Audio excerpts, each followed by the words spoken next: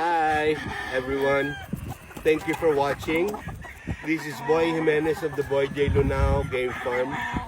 I'm now presenting to you two different combinations and matings to our lemons. No?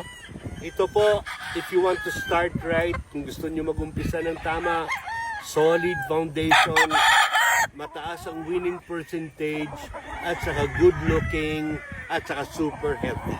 All those four factors are present. Okay, I'm holding a Boy J sweater. A Boy J sweater that is only 8 months old. Tingnan nyo yung kanyang mga balanse. Tingnan mo yung feathering.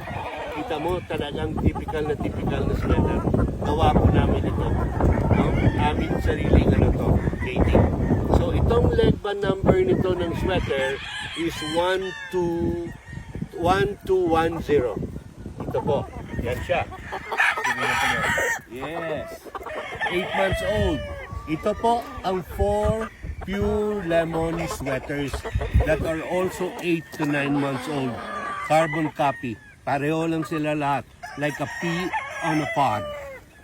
They look the same. Genetically and phenotype is the same. The leg band numbers of this is 1210. Sorry, ang broodstag pala na sweater is 1244. Okay? 1244 itong sweater na broodstag.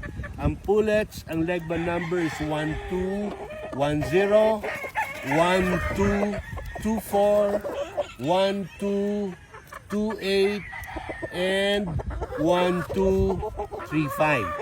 On the right naman, that's an Oak Grove yellow-legged hatch.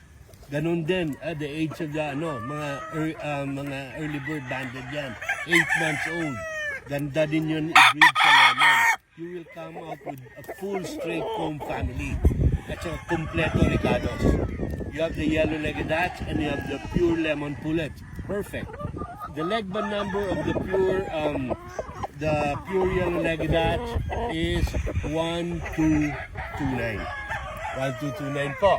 So, ito po yung recommendation ko sa mga beginners na gusto manigurado na hindi nagsasayang ng oras at pera.